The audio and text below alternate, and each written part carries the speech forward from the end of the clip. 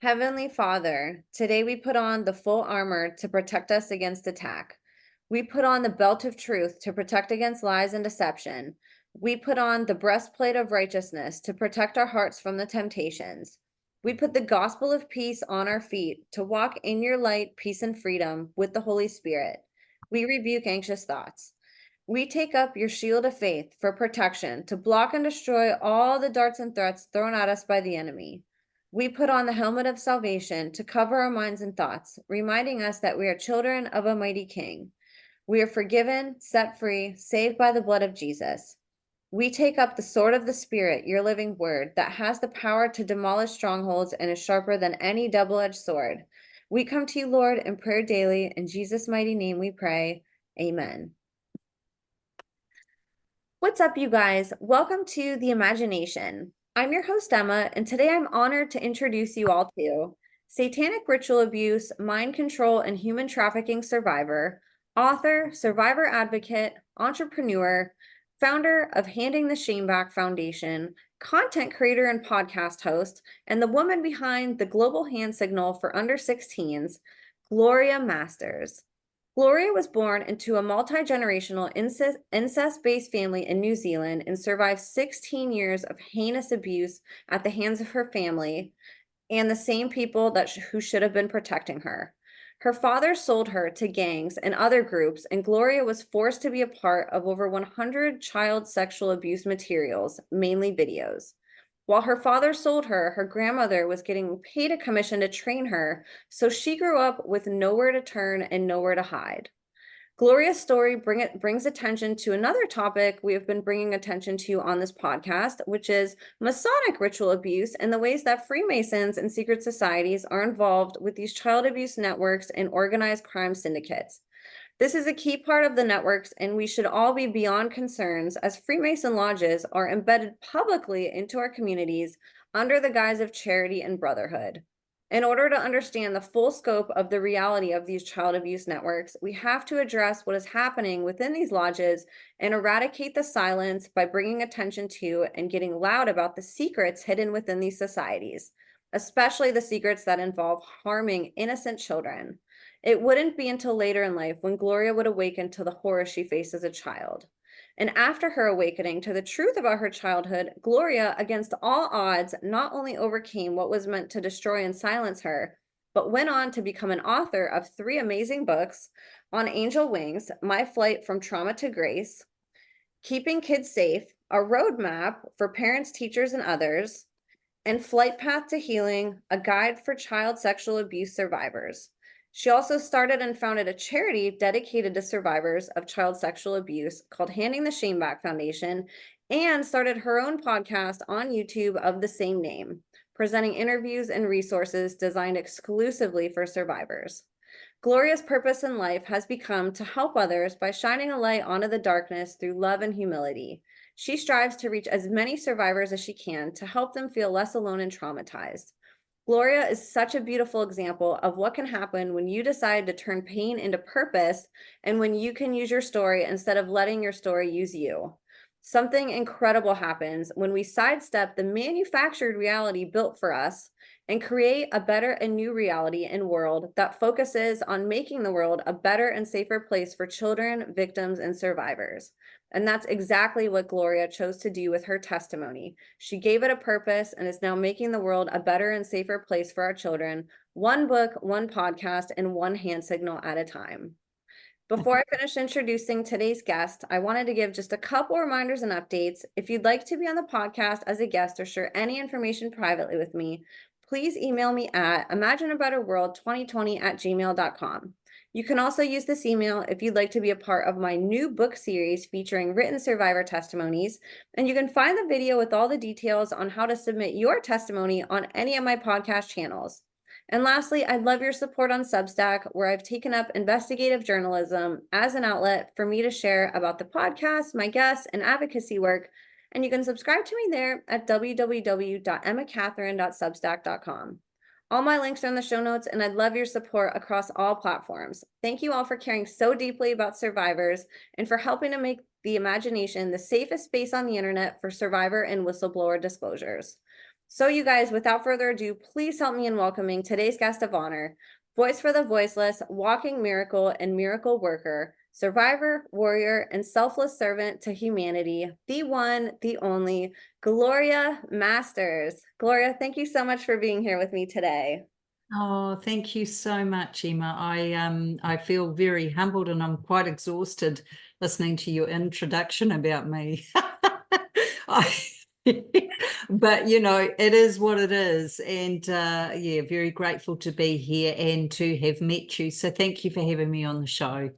Absolutely. You have done so much. Your testimony alone could fill up, a 72-hour introduction, not to mention all the amazing things that you've done with your story and your testimony and with this passion that you've developed to help people, and it's hard to compress it all into an intro, but you're incredible and I'm so honored to have you here. For people listening to you, I have done a podcast with the 50 Voices of Ritual Abuse team, including Marcel. And then I had my anniversary episode with 3 survivors on that show to help promote that.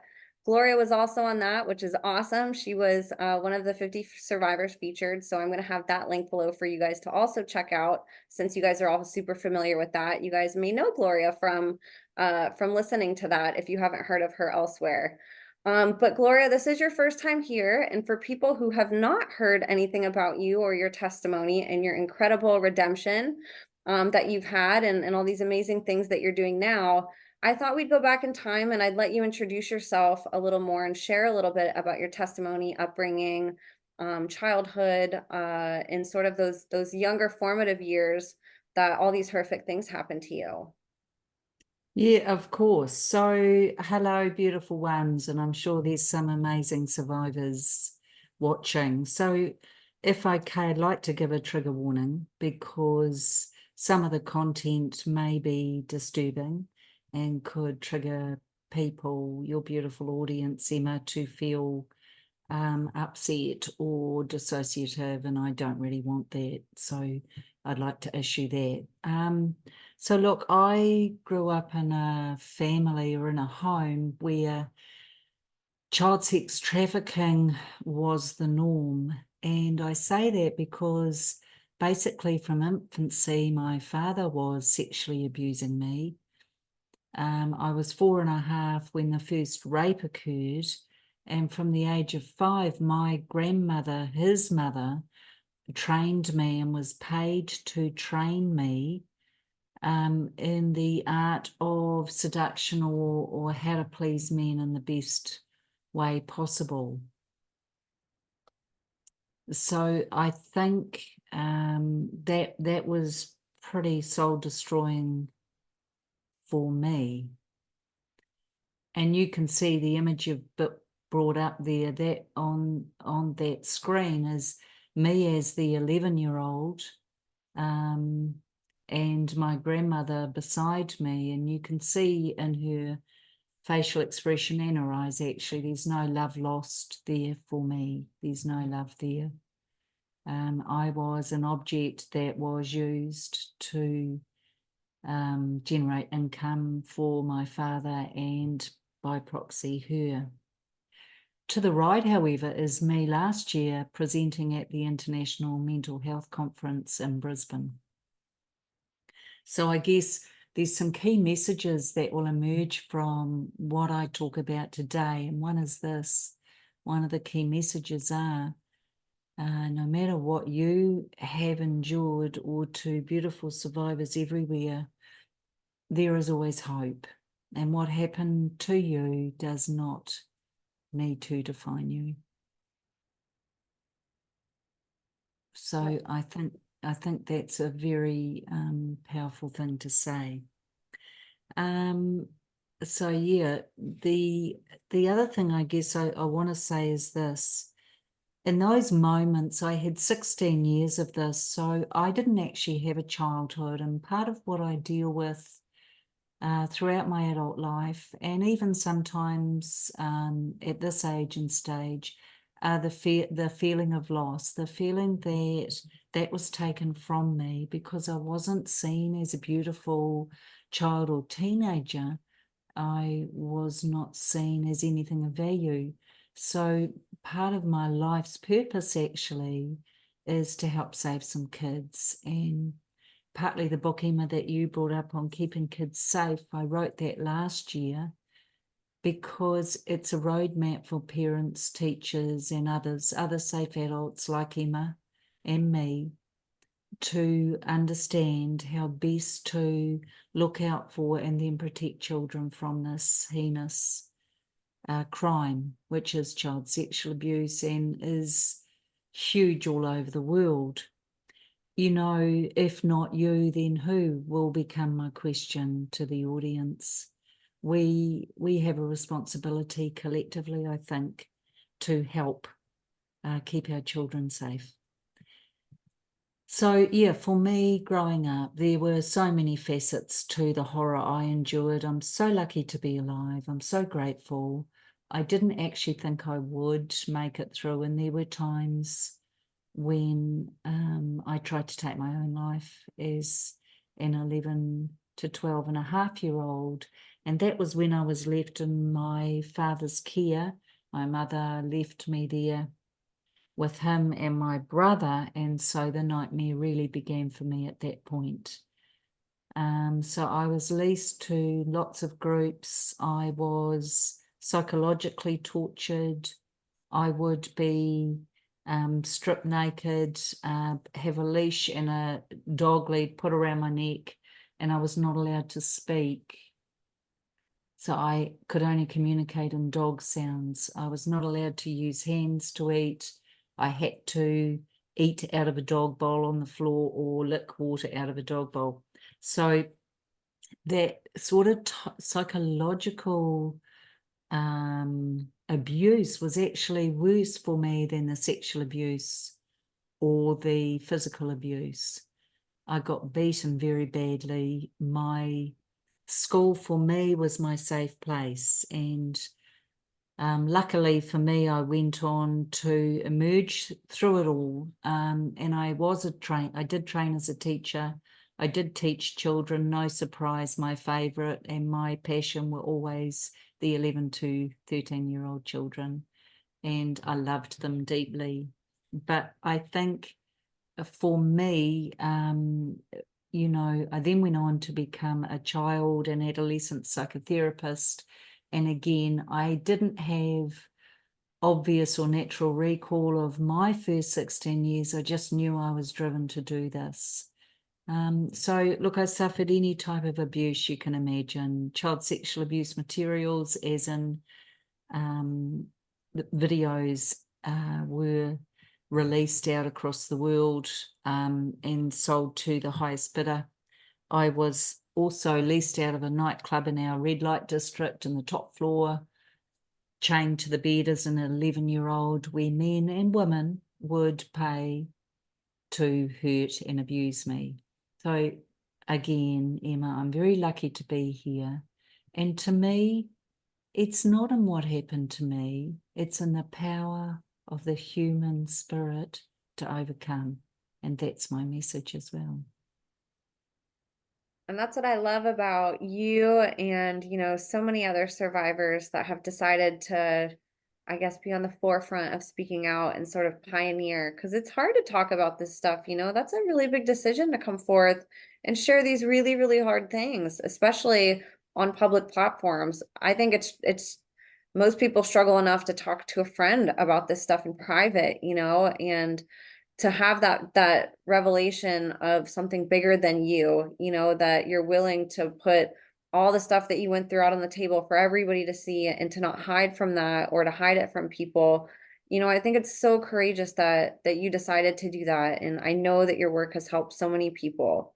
So around age 16 was when this ended for you, at least in the sense of the things that you were just talking about. Can you walk us through how that transition happened and how you left all this behind, or what got you out of it? Well, what got me out of it was my parents had separated, and as you know, I was left for 18 months in hell. And when I was 16, I was told that, sorry, my parents had an agreement that the day I turned 16, I never had to see my father again or visit him again. So I never did. But what happened between 12 and a half and 16 was because my father had, I was taken from his care and put back with my mother, but I still had to go and spend every second weekend and holidays with him. And Emma, that was actually worse for me. I know that sounds odd, but it was worse for me having kind of 14 days or 12 days of relative safety to then go into 2 days of horror. Can you imagine what a child had to find to go back there? And the horror I was put through because he was determined to make up for the days and nights he couldn't traffic me. So that was a nightmare. And the day I turned 16, I didn't have to see him again. So although that was hard, as in he kept trying to manipulate me, and my mother was a very narcissistic woman, should never have had kids, she did nothing to try and protect me from his phone calls or him just turning up. So I never saw him again willingly. And that was, I think that saved my life. Turning 16 saved my life. Did you ever have anybody growing up that reached out to you or that made a difference or asked you if everything was okay? Did you have any glimmer of that at all growing up by anybody? No, my mother's family was very disinterested. My grandmother, I remember, would turn her cheek away if I came near her. She didn't want me near her. My father's mother, as you saw in the image, was only really interested in selling me. I had many forced abortions on me when I was pubescent as well, because no one wanted a pregnant child, did they? So, the horrors go on. But again, Emma, the story or my fervent wish is that beautiful survivors watching, take hope, take heart, because it's in the power of the human spirit to overcome, and I did. Between 16 and 32, my life was a mess, really. As you can appreciate, I was in recovery, and it was a horrible, I was free, but I was out of control as well. And this is something that people don't always realize. There's a belief out there, or a myth out there actually, that children will speak. No, we won't. Children will never speak. And that's why I released the hand signal last year, because if I'd had this as a child, Emma, I would have used it. I had nothing. No one stood by me. No one was interested. There was the only person I can recall who ever asked if I was okay was one of my father pedophile friends when he was out of the room.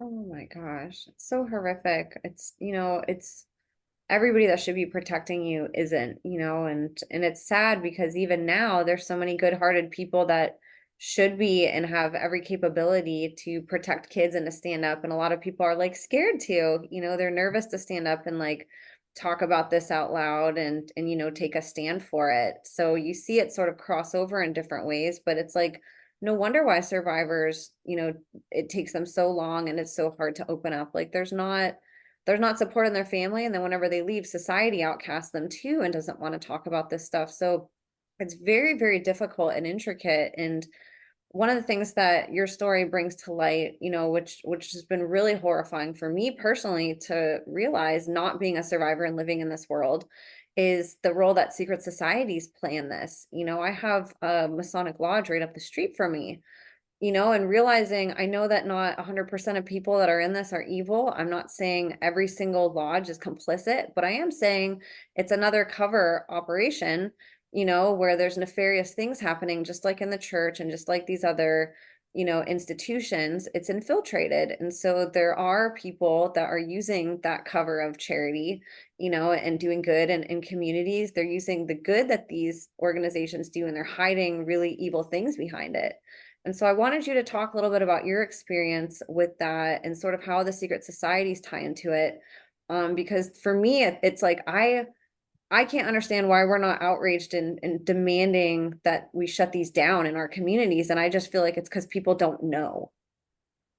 Yeah, I think you're right. But keep in mind, if you look at any Masonic lodge anywhere in the world, it's very unlikely you'll ever see in.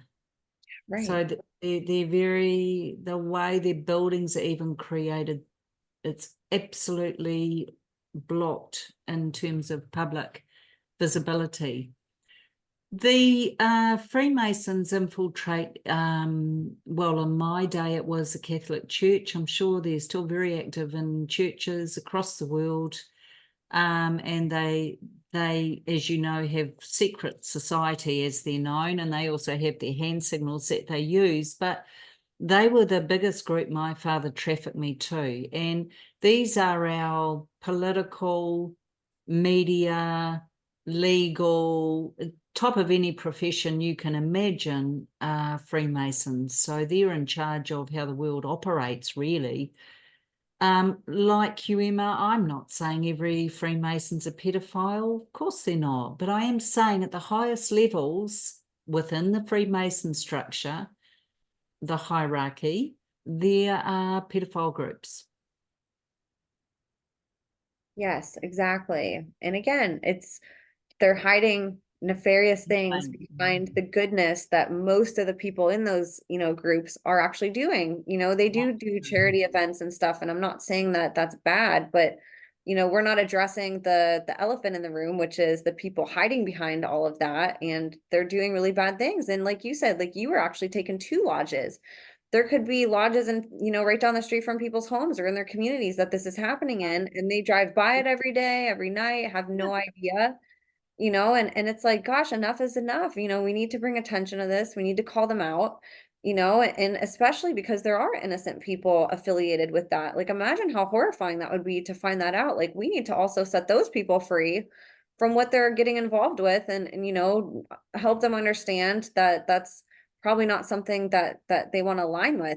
So I really appreciate that your story brings attention to that, because it's really concerning, and Well, yeah, and I think the thing is they're very active, they're prolific today. But you mentioned something before, Emma, and that is the silence. And I just want to say, I call this, and this is what I presented last year at the International Mental Health Conference. It's the silent endemic. I'm talking about child sexual abuse globally. It's a silent endemic.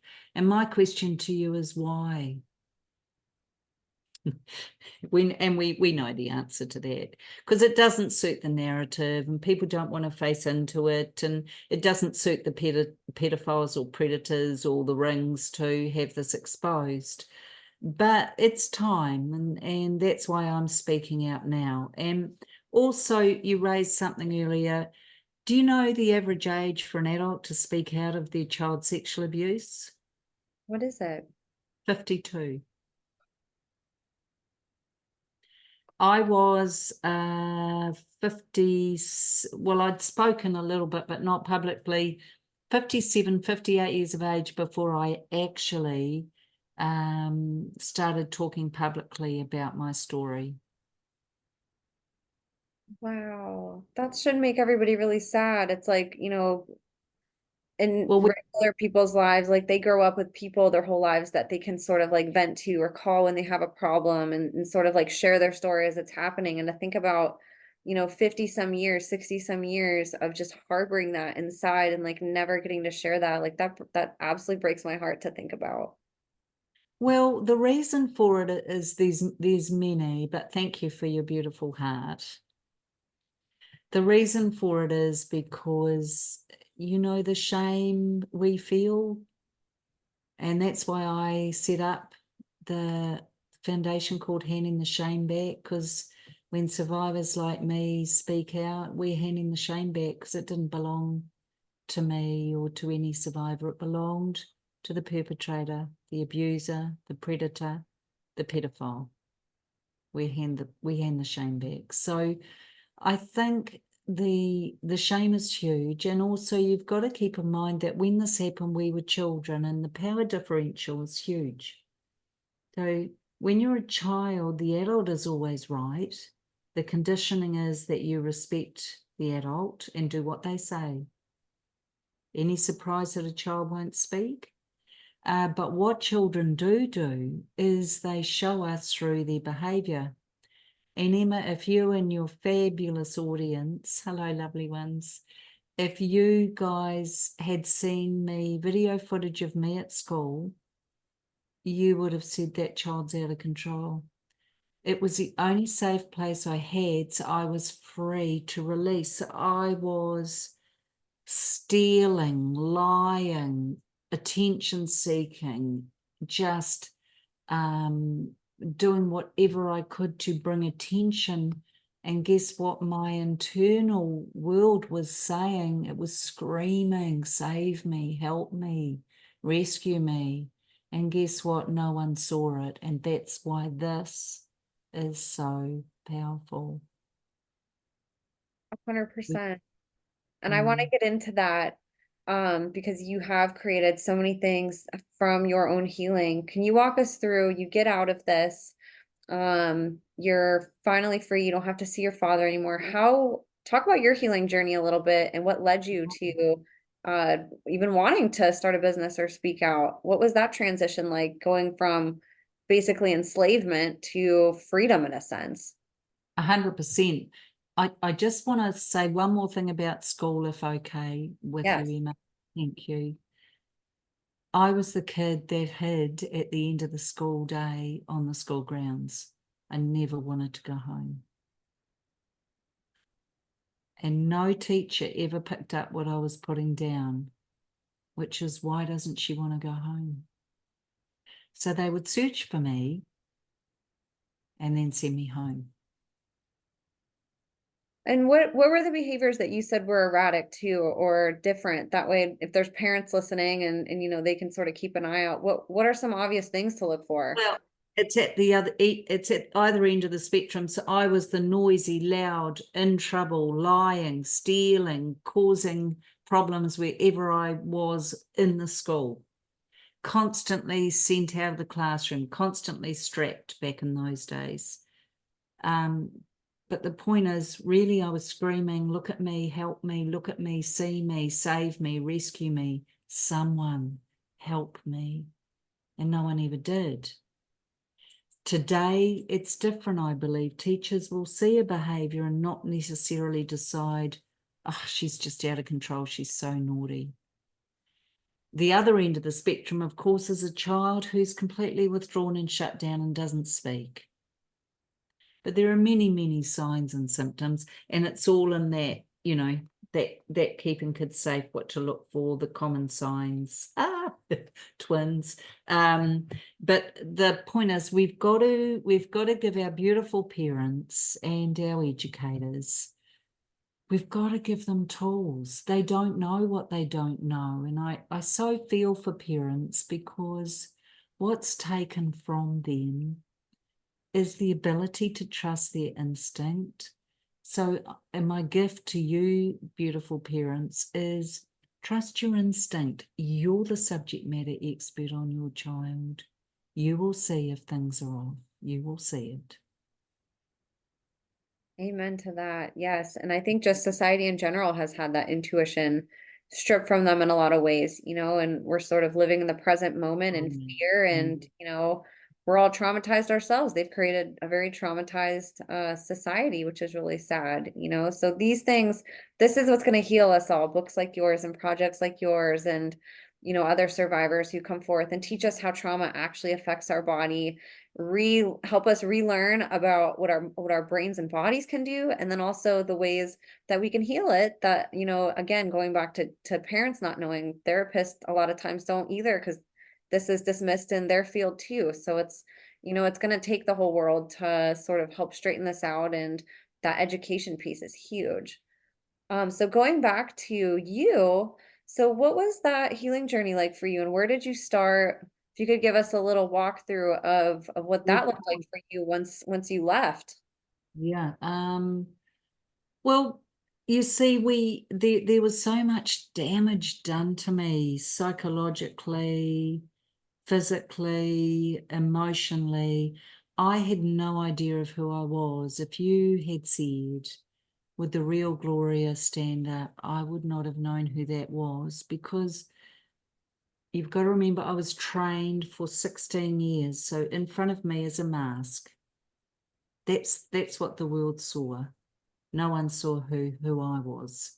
And so it took me many years, decades of therapy and trying to understand and break down who I was. For instance, because I had the mask on, there was a real disconnect between me and the enemy, if that makes sense. So I got used to the world seeing this happy, smiling person, but underneath it all was a very broken, damaged, um, severely traumatized teenager and young adult. And the biggest thing for me was trying to rediscover who I was, because I had no idea. And so that took me decades. And I'm here. You're here. How old were I'm you here. when the memories started coming in? I apparently had told a friend at 13, then another one at 19, and then in my 30s, when I had my first child, the doctor said some things like, oh, you've had many, this isn't your first pregnancy, and I thought, no, what does he mean? And of course now I know what he meant. So there were lots of things along the way, but the memories really started for me at age 32, and they just came at me so thick and fast that, trigger warning, Emma, had I not been a parent, I would not be here. They were horrible. They were so frightening, those memories, because it brought it all back up and took me straight back into the horror. Um, so yeah. Wow. Oh my goodness. And then trying to manage that while also being a new mom, that had to have Yeah. been so hard. Yeah, I had my second child, I beg your pardon, when the memories started, but my first was the age I was when I was first, Oh, yeah, oh abused. gosh. Yeah, so very, very powerful. So yeah, look, lots of therapy. Joined a survivors group. I found that really good, actually. Talking to other survivors, so we'd each have a turn. It was all confidential, but incredible and powerful, because what beautiful survivors do, is we don't have to find a way to explain it. We just get it. We know the shame and the guilt and the fear. We know how hard this is. We don't have to justify it to each other, and we don't have to try and explain it so that a non-survivor understands, because for non-survivors, as much as they want to support, it's really hard for them to appreciate the horror. And so you'll get comments like, did that really happen? Which immediately pushes the survivor back a few steps. And it's not coming out of a bad place. They mean well, but it's just a different languaging. So group work helped. Meditation and exercise are the things that really, really helped me, my two top ones. And in my I wrote a book to actually help survivors, because this is what I use. So my flight path to healing is a guide for survivors who have experienced, in the way to get through it all. And they tell me it seems to be good. It seems to help. So yeah, Wow. And so what got you into, how you start healing, you're doing therapy for a long time and 100 years. Yeah. learning about, everything that you went through and how to heal from it. And I mean, this is still very new for people today in 2024. So I can only imagine, decades ago, trying to find people that understood. That had to have been really, really difficult. So how did you end up transitioning from that person who joined a private survivor group, you just started telling people in private, to I'm going to write books and tell people my story publicly? Like, what did that journey look like, transitioning from being more reserved, and going through all that shame and stuff, to getting that Yeah. confidence and, wanting to share on a broader scope? Yeah, good point. I think it was a maturation process, as in psychological maturation. So for me, I was never gonna tell anyone. But my purpose in life is to help others by shining light on this, with love and humility. Because,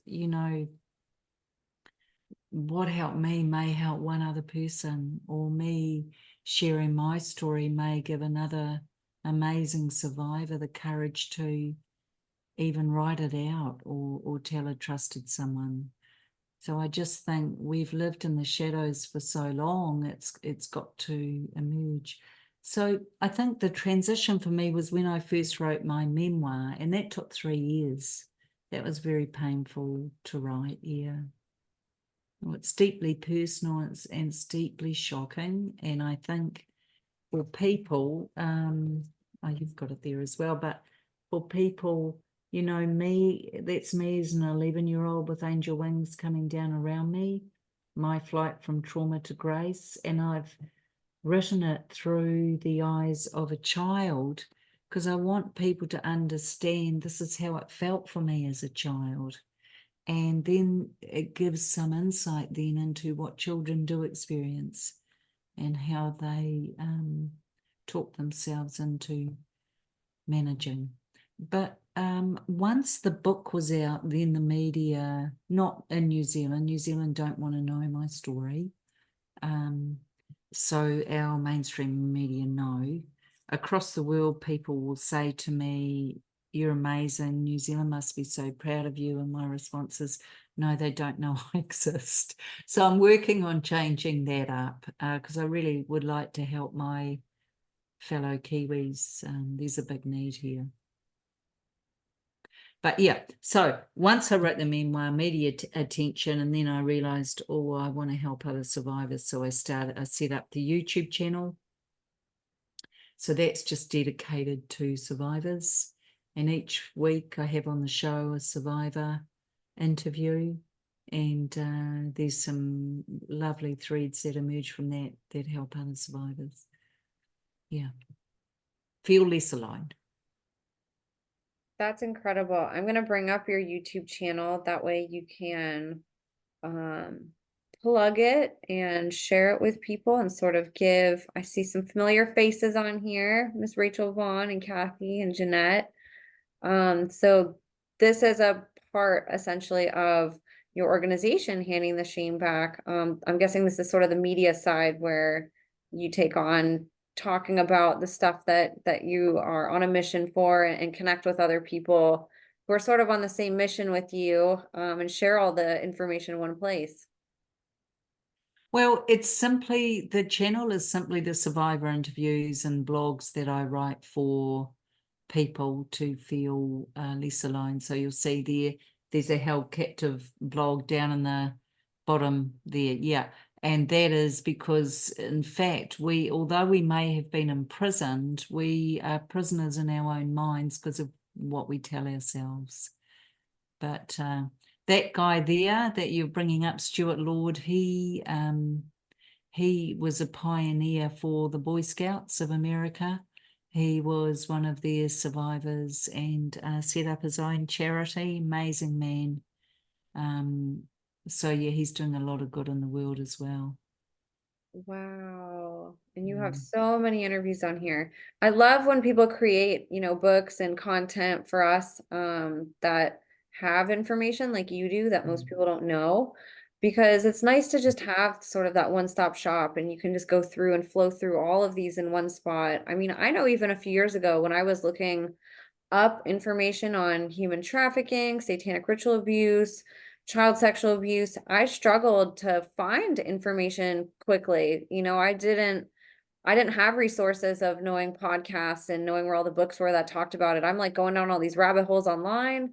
And I love how people like you, Gloria, have taken the initiative to create sort of a one-stop shop for us where we don't have to scour the internet, to find the information that we're looking for. You are providing that for us by interviewing the same people that we're all seeking online. So I really appreciate all this. This is a lot of work to do. I know it's a lot of work to do all these projects, and I love that you have your hands dipped in so many different aspects of this. And I'd love for you to talk about, we're on the Handing the Shame Back YouTube page. You also have a foundation based around this. I'd love for you to talk about this hand signal because this might be new for some people. What made you want to come up with it? And then talk about your foundation too, and maybe, which came first, the chicken or the egg, and how did all of this come to be and what was your inspiration behind it? Yeah, so I think the hand signal, it's interesting because I wasn't it wasn't even in my head actually, but I remember thinking I get asked a lot, why did you never tell anyone? Well, because children don't speak. That's an adult thing. Children show us through their play and through their behavior. So what I learned to do was I just remember thinking as a kid, I wish I could show someone, and my behavior it was just that people weren't reading it. So I thought, what can I do that will help? So I actually created a different hand signal for release last year, and that tied in with the Global Awareness Day for handing the shame back. But I remember thinking, I'll create a hand signal, which I did. But then someone reached out from Northern America and said, look, there is this hand signal out there, and it was released on Facebook in 2021 during COVID by a group of women who were being domestically abused, and they could be chatting online, trapped in the house with the abuser, but they could be doing this while sharing a recipe. And so this person in Northern America said, why don't you use that and just make it for kids as well? So I've released that for children under 16 to show if they're being abused or not safe.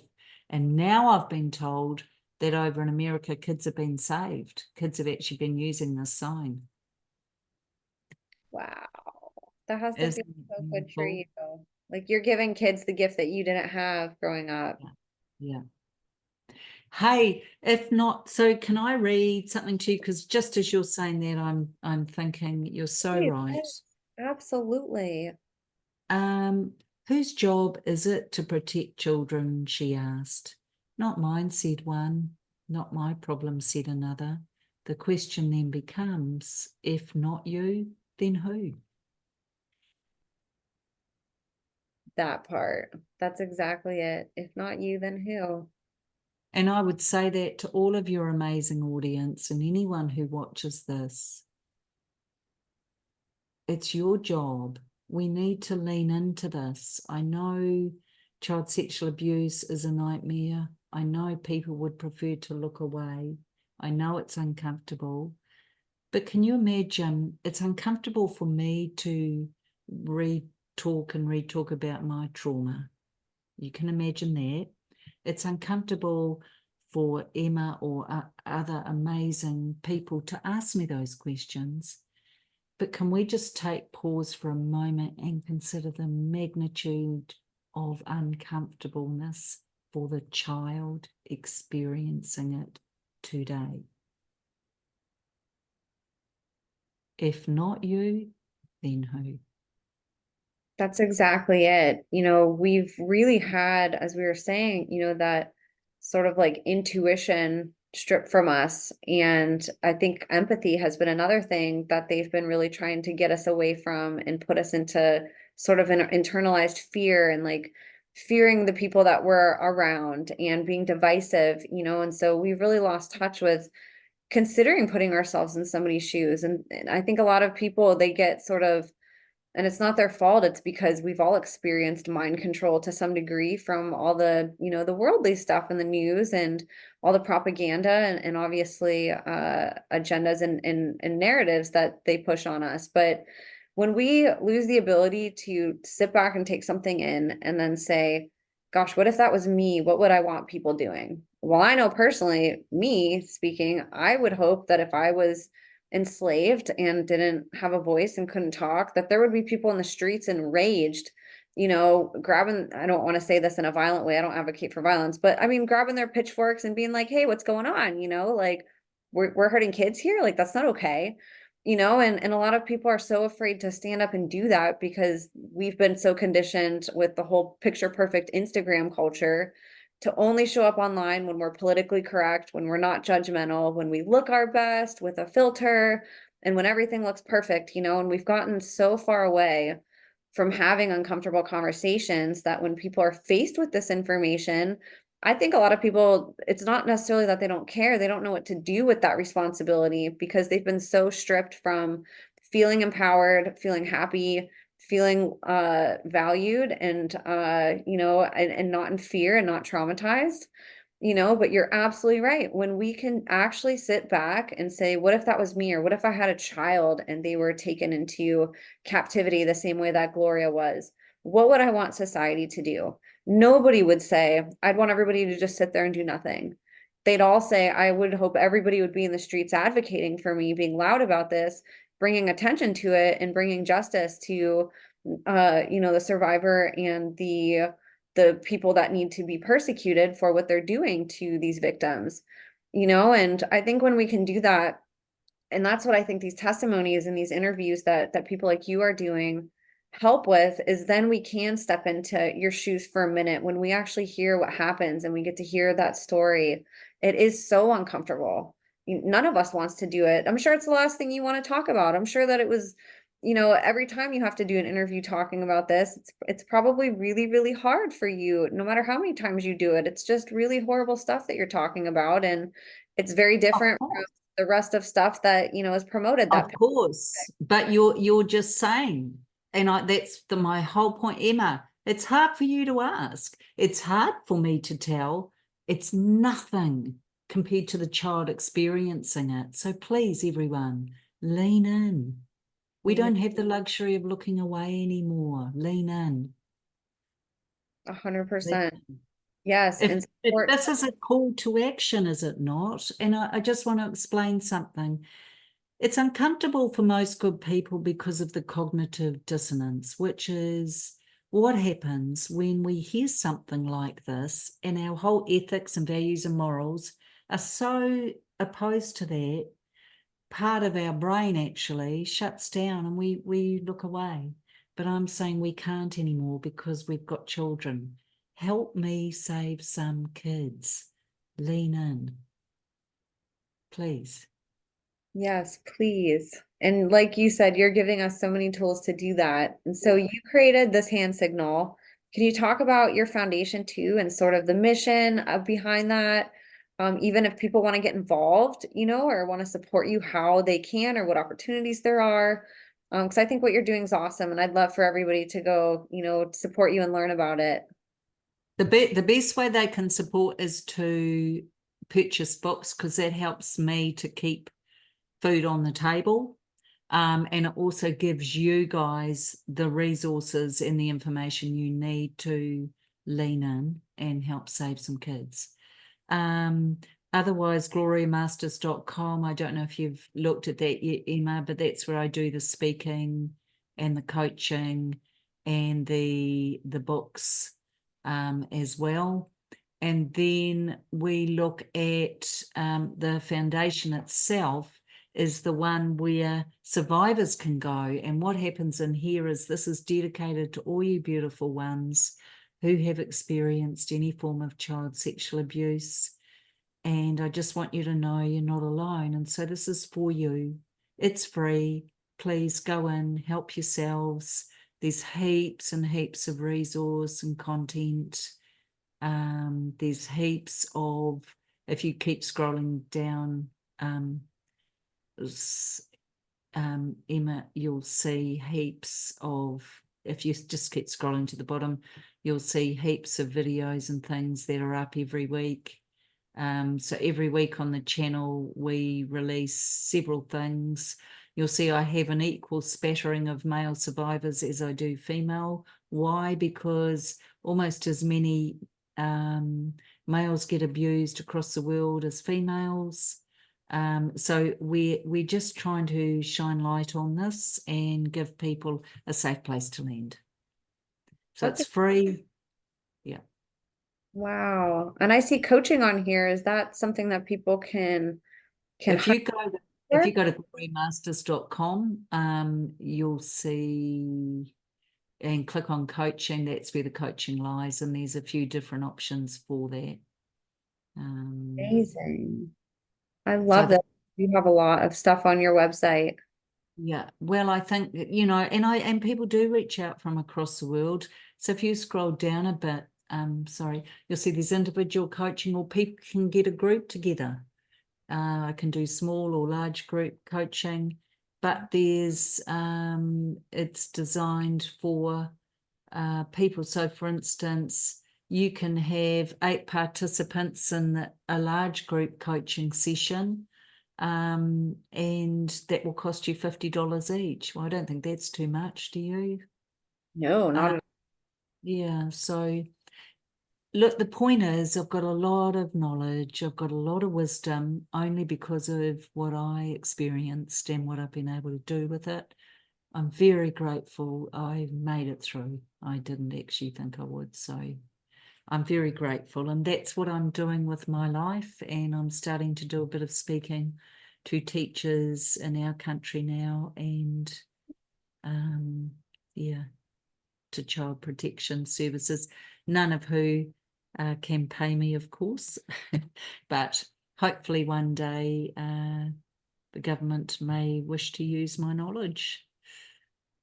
yes, and that would be amazing if they would. And I encourage people to always to please support survivors. You know, this is so valuable. This is all information that we shouldn't be hearing from people who shouldn't be here. And the fact that they are constructing podcasts and books and websites, you know, get your hands on it. I wish that I would have found, you know, websites and books like Gloria's when I was first starting to learn about all of this, because I could not get enough of learning about all of this, but I had to dig so far and so deep in the internet just to find something that I was looking for, you know, and I love that Gloria has created so many different ways that we can learn from her, whether it's listening to her and survivors on a podcast format, to getting these amazing books that she wrote. And I know that you went over your a couple of these books very briefly. Do you want to go a little bit more in depth on, you know, what all 3 of your books are about? And, you know, Sure.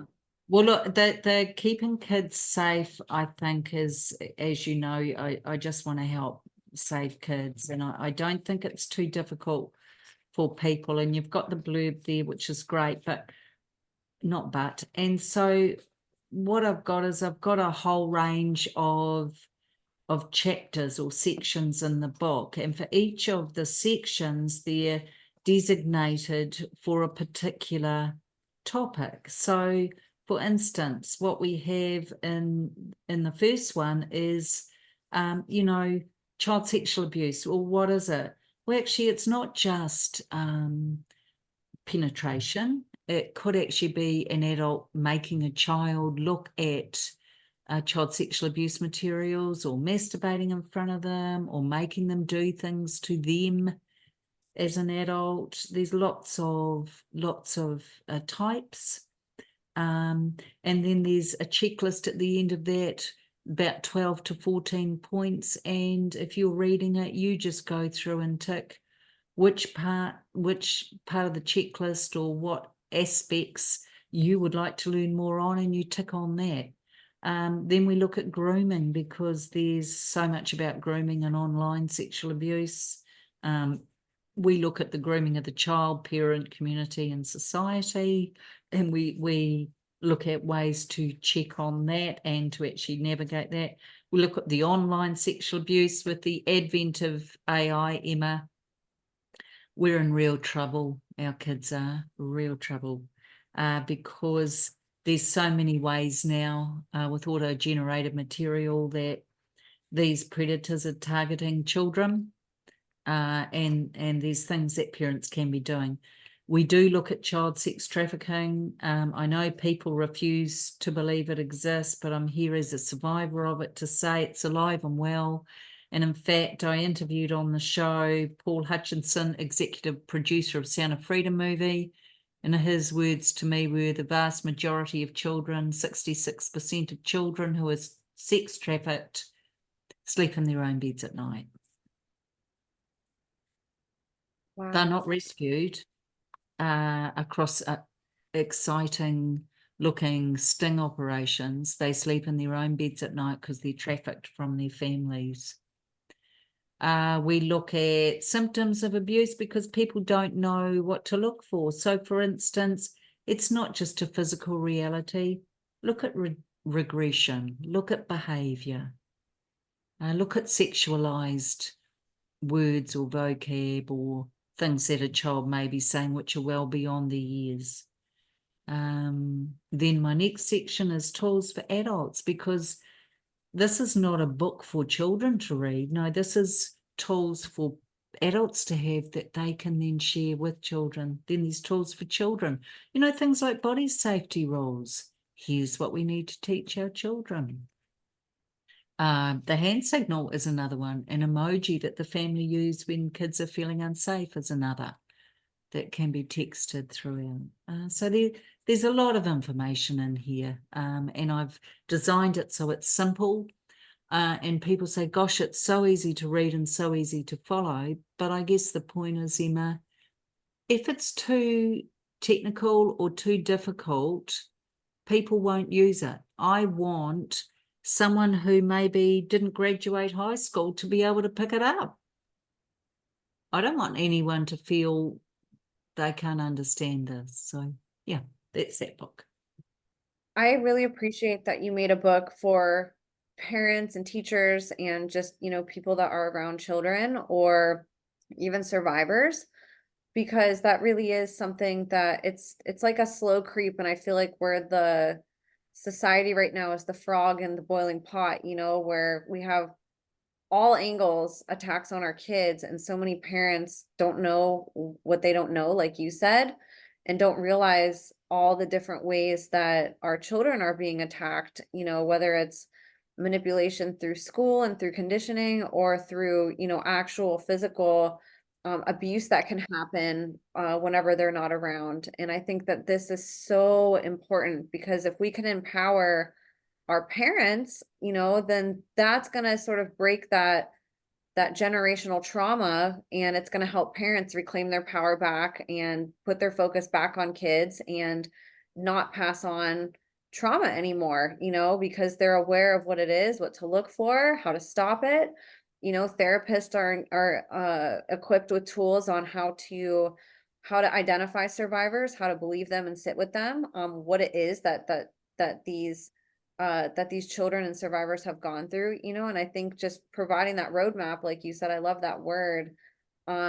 Keeping kids safe should be the number one priority of society, and we've gotten so far from that. It's like kids are almost looked at as these, like, there's a lot of women even that don't want to have kids because the way that society's positioning motherhood and parenthood as being something that's sort of less than being these, CEOs and bosses of businesses, and we're prioritizing everything but kids and making hustling cool and making, starting all these businesses cool, and children now are sort of an afterthought to all of that. And it's really sad because it's even crept into parents that currently have kids that are genuinely trying to be good parents. They just were never educated on this, and so I love that you have put this together, and think it's just so wonderful that you're teaching things like grooming and stuff that we all should have been taught in school to begin with. If we were all taught this stuff, even as students, like, it would have helped us maybe avoid some circumstances, or at least know what was happening to us when we were in these vulnerable positions. Well, actually, the biggest group who are groomed, in my opinion, and you'll see it in the book, are the parents, because they are the gatekeepers. people can't have access to their children unless through them, yeah? So I think it's really important we understand that. But the beauty of the book is at the end of each chapter, as you know, is a checklist. And because it's individual to each of us, by the time you've done the 11 chapters or points in the book, you'll have your own individualized roadmap. And that's what you need to work with, because you're not me and I'm not you. And what you may want to learn more about, I may not. So I think that's the beauty of it. And I want to meet people where they're at. I want to be very humble about this, because I know there's nothing worse than feeling I don't understand what I'm reading. So not on my watch are you not going to understand what you're reading. Yeah. Love that too, that you thought of that. That was so empathetic of you. Yeah. And so this is sort of a safeguard book, education tool. What about your other two books that you have? Let's go into those a little bit. Well, so On Angel's Wings is the memoir. So it details the 16 years I was trafficked and abused. It's not an easy read. It's written through the eyes of a child as a child. Why? Because I want people to understand what it feels like to be a child in that situation. I just want to highlight that not all kids are safe and that we have to speak out. One voice speaking is all it takes to save a life.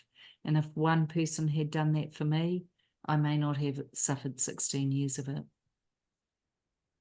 How did you feel after you wrote this? Was this sort of a boulder off your shoulder in a sense, and you felt relieved, or was this really, was it difficult for you to release this book after you had written it?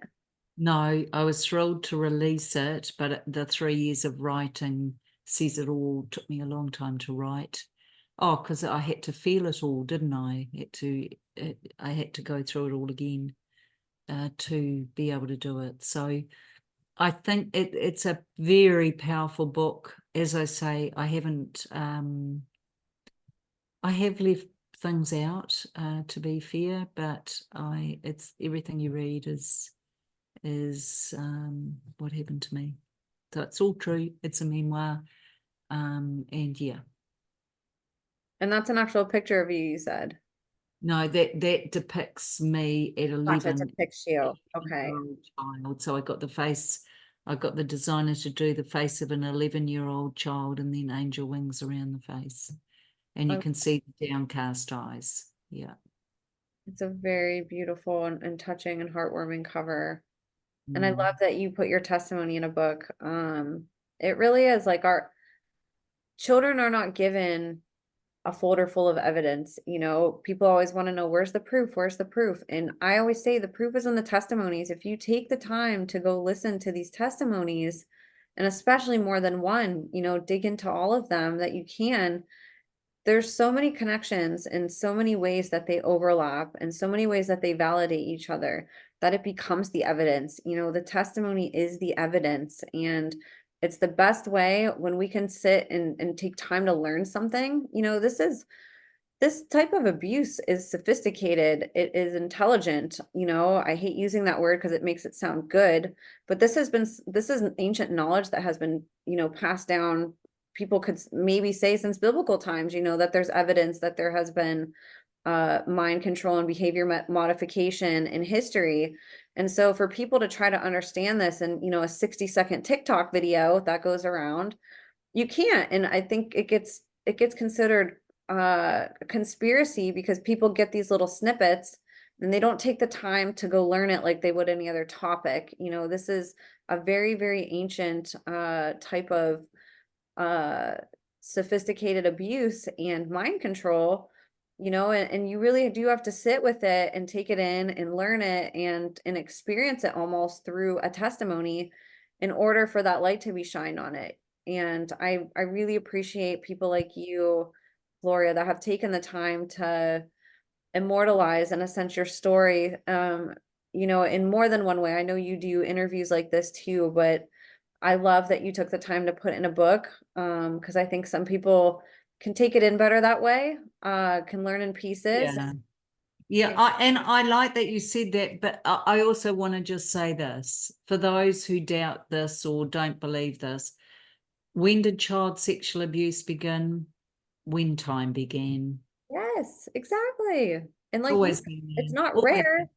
No. Boys and girls, that statistic that you said is staggering to think about, if we're in a room of 20 kids, like how many of them right now are probably being abused? Like that is so horrifying to consider that. And And silence is deafening. 100%. And so Yeah. you're making it loud by creating a book and putting it out there and they can't delete it. They can go delete an interview off YouTube or whatever, but you've really immortalized your story this way too, which I love. And you made it so beautiful. The Thank you. cover. And then we have Flight Path to Healing. So let's talk about that one too. Well, I think as I said earlier, I felt that through my healing, it was so varied, and for survivors, we're all unique. So the flight path actually is created so that, again, as a survivor reads through each section, they will discover what speaks to them. So, for instance, one survivor might love hearing or watching other survivor stories. Someone else may prefer just to go to a therapist. So there's modules and there's chapters throughout the book that are devoted to some common themes that survivors feel. So, for instance, hypervigilance is one. Feeling alone or different is another. Doubting self is another. Like there's a whole series of different core commonalities, characteristics that we have in common as survivors. So I devote a chapter to each of those because then survivors reach out and say, my gosh, it could have been that you were talking about me. But at the end of that book, what I love about that book is that I've created a mantra and a visualization at the end of each chapter. And at the very end of the book, I've got a CSA survivor degree. And what your audience may not be able to see it because it's. Here, I'll do this so you can show it. Okay. Here we go. So this survivor degree, can you see that? But basically, it's awarded. Yeah. So CSA, child sexual abuse survivor degree. This passport, because you're on a plane. We're on a plane. Remember, you've got your boarding pass because you're a survivor. But at the end of the trip, this passport entitles the traveller to live the rest of their life in peace and harmony. This cannot be returned, refunded, or exchanged. The bearer has waited a lifetime for this trip. And then they survivor years, so that is knowledge of their child sexual abuse is filled in there. And then recovery years in terms of how long have they been recovering from this. So all of these, this is perforated along the spine here, and it's in thick glossy cardboard. Your version in Amazon won't have that, but the ones here, when people order off me, that's what they get. So that's beautiful. And in the last part of the book, it's quite exciting, but I managed to create a way for people to have their own flight path. And what that does is for each survivor, they fill in their own travel itinerary table. So through each chapter in the book is a section that they choose. So at the end of the book, they fill in their travel itinerary table about the impact, the self-awareness, the resources, and the healing modalities that have spoken to them during the book. And then they do the destination details. And it might be that for some people, energy healing is what they're going to commit to, along with music, along with yoga, along with working on stuff that has spoken to them. So yeah, I've put a lot of work into that book, and I've been told by survivors, some have taken it to their therapist and said, you should be using this. Good. Oh my gosh, that's awesome. Well, I mean, they should be, honestly. That's it's amazing to me that we get to relearn our bodies and our physiology and our psychology through survivors who are teaching us, but it's really scary the amount of people that are out there being paid to and are licensed to help survivors like don't know any of this stuff. So it's really awesome that you're getting that feedback and that people are seeing a need for these professionals, to step up and understand their client base and not turn them away, and to dig in. And it's really awesome that you're creating these guidelines and flight paths, for people to be able to give as gifts or just recognize that, hey, okay, I feel more confident now. If my therapist like isn't going through some of this stuff with me, and if they're not privy to some of this terminology and these different things like and not having me heal properly, then it's not a good fit. I hear just time and time again all of the different like uh Yeah, nightmares that people get while they're trying to get recovery, and it's really sad.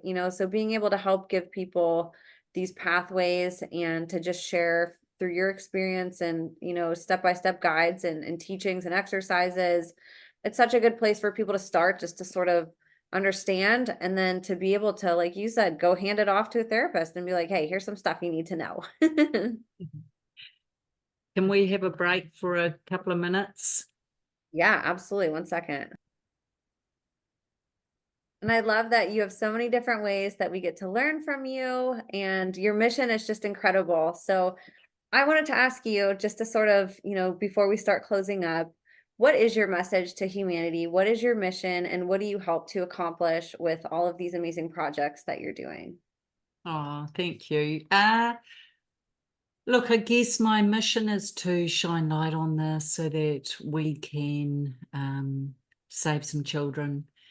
Equally, I really would like the amazing survivors out there to feel less alone and to find a way in handing the shame back, whether that's through journaling or talking to a trusted friend or a therapist. But this doesn't belong to you anymore. It never did.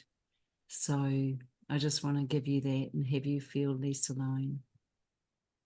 Beautiful message to close with, Gloria. And I know you gave all of your websites. So for everybody listening, I'm going to have a cheat right in the show notes. I will have all the links that we just went over, and they light up as hyperlinks no matter what platform you're on. So just go scroll in the show notes under Connect with Gloria. It's going to have all of her links. You just go click and support, and there you go. And like she said, she has hours and hours, just resource after resource on her websites and her books, her YouTube channel.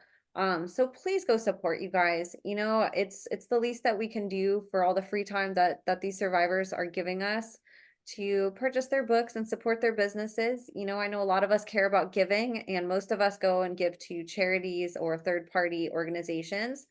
And I always say, go right to the source. We want people like Gloria to be able to make a living doing this so she doesn't have to do anything else and can pay her bills, support family and everything that life entails, and be able to do this full time. I wish that for all survivors, that they get that opportunity. And it's a very small fee to pay if we can go support their small businesses, purchase their books, and learn directly from them. Go right to the source. Always go to survivors, always support them.